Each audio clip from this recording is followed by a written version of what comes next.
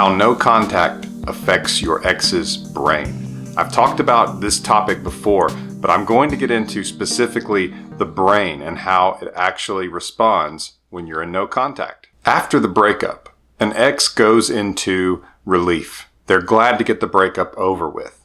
And when someone begins begging, pleading, showing up, trying to get them back too early, then it delays them from going into relief, and they get frustrated and they move further away and they start blocking you. They start getting angry, things I've talked about in other videos. Remember that this didn't happen overnight. Most of the time, 90+% of the time, your ex had been thinking about this for a while. They'd probably gone back and forth in their mind, but they had made a decision to break up with you. And so when they get that over with, because it's awkward, they don't want to see you hurt, and they just want to get it over with, and then they feel better because they got that over with and they perceive their future being what they want. They're going to ride off into the sunset. Maybe that's alone. Maybe that's with someone else. Usually they already have plans for someone else. Not specifically necessarily, but they will want to be with someone. That's just how humans are. And so they're already thinking, I will find someone and it will be great. So they're in relief. They're glad they got the breakup over with. They're moving into their future. And so while they're in relief, you don't notice much. You're not going to hear from them. It's going to be quiet, especially if you're in no contact like you should be. Usually, you don't hear from them in the relief stage. Now, some people move much faster through the stages. But in terms of how this impacts their brain, they're going to be getting a lot of dopamine. It's the feel-good reward chemical. And they've done this difficult, awkward thing. They've broken up with you. During the breakup, they were probably feeling a lot of anxiety and a lot of stress, but the dopamine relieves them of that and they usually feel better. Your involvement in the situation can prevent that from happening. If you're trying to talk to them, trying to argue with them about it, constantly calling them, checking on them, asking them if they've felt any differently, and you're putting pressure on them, then you keep them in that anxious mindset to where they are experiencing some stress hormones like cortisol. Just before the breakup, when they realize they're going to do this, they are flooded with anxiety hormones, such as cortisol, adrenaline, and other chemicals. If you keep bickering with them and not giving them the breakup, not leaving them alone, causing drama, then they stay in this high level of stress hormone production.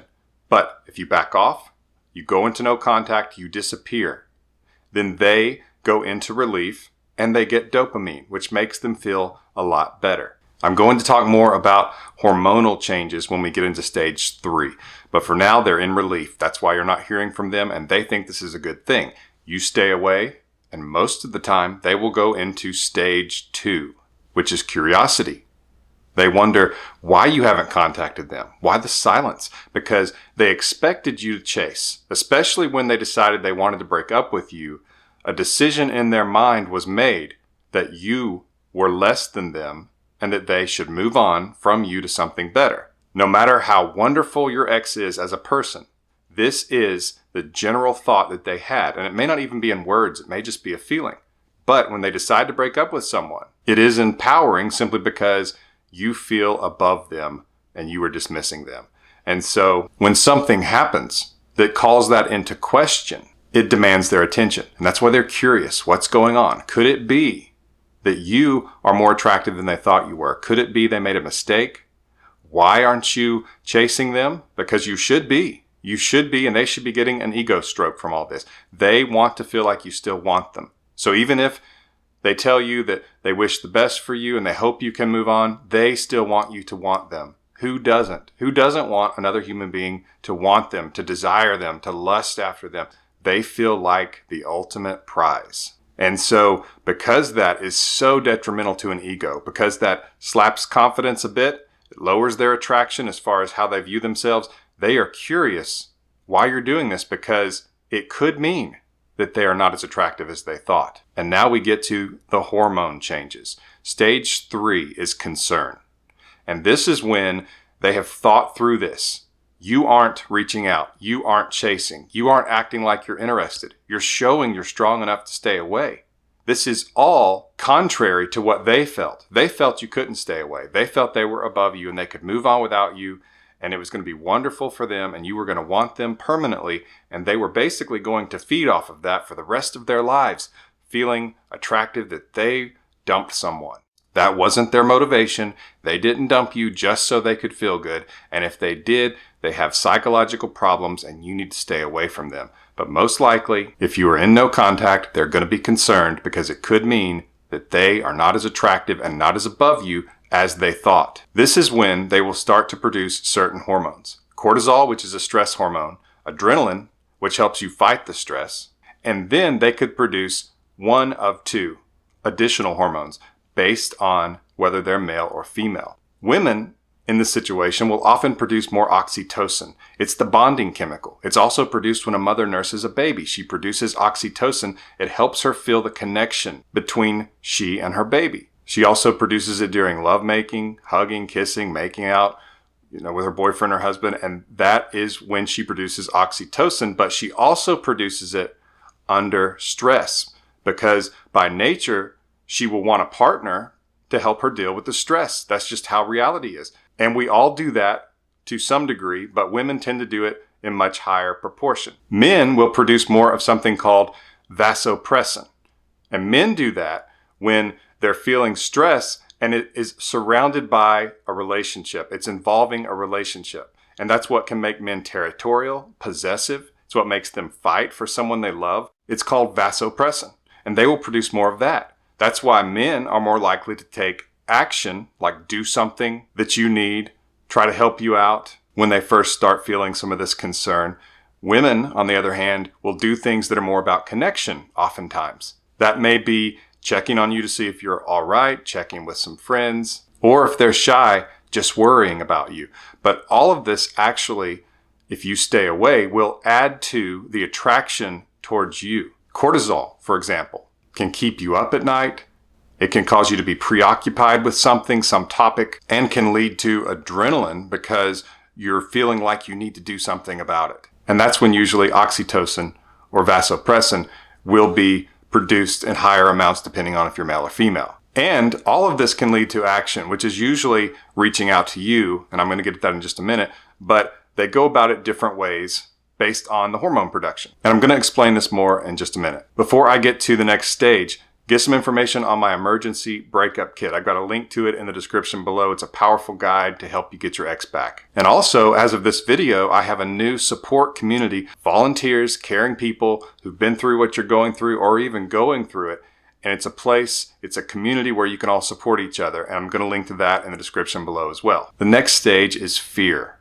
Afraid that they have made a mistake by breaking up with you, afraid that you are moving too fast, that you have already changed your mind and are already moving on, afraid that you're showing the strength to stay away from them that they didn't think that you had. And so all of a sudden, this has just become a lot more serious because in the other two stages, there was still that fundamental belief, almost like a gut instinct that they could get you back whenever they wanted you. It's just something that the dumper's mind is almost blind to. It's as though they assume that since you are the one being dumped, since they are telling you no, and your answer is yes, you want the relationship, that it will always be that way, that is a permanent dynamic between the two of you, as though you're a puzzle piece and the other person is a puzzle piece, and that's how you fit together. You want them and they don't want you anymore. That's how they view it. And it feels like it's permanent, that's how it will always be. And so now you are demonstrating, you're showing that that's not the case, that you are strong enough to move on, that they could actually want to be back together with you and you could be the one to say no. And so this is where your ex is now the one with the love versus loss situation. You may have heard me talk about in other videos that when you're dumped, that you feel so much loss that a lot of times it's not even love that's fueling it. It's the sense of loss. And now your ex is in that situation. They are the one who feels the loss.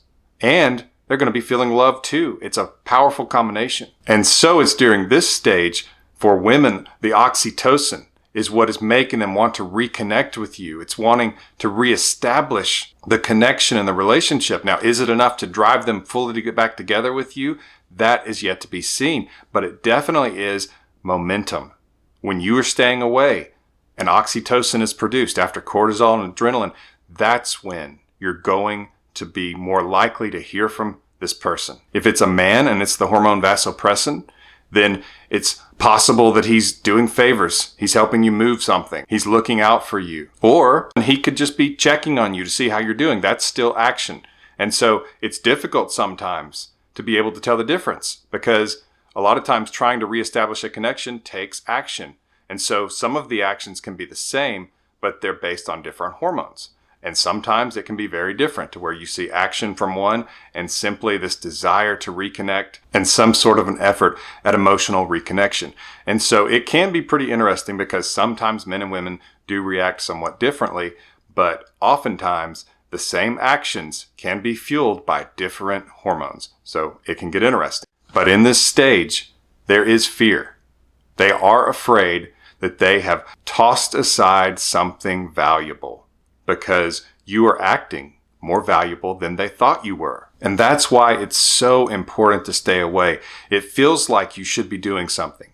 It feels like you're missing an opportunity to show them incredible love, to do favors for them, to cry in front of them, to show them how much you hurt, which means you love them, and that could do something. We think through these things, but if you can be disciplined enough to just stay away, give them the breakup, and act as if they don't exist, you can cause these responses. And I'm not saying that you're like the puppet master making them experience this, but you're giving them the consequences of what they want. It's not your fault. And so when some people say that it's an immature thing to do to somebody, to give them the silent treatment, no contact is not the silent treatment.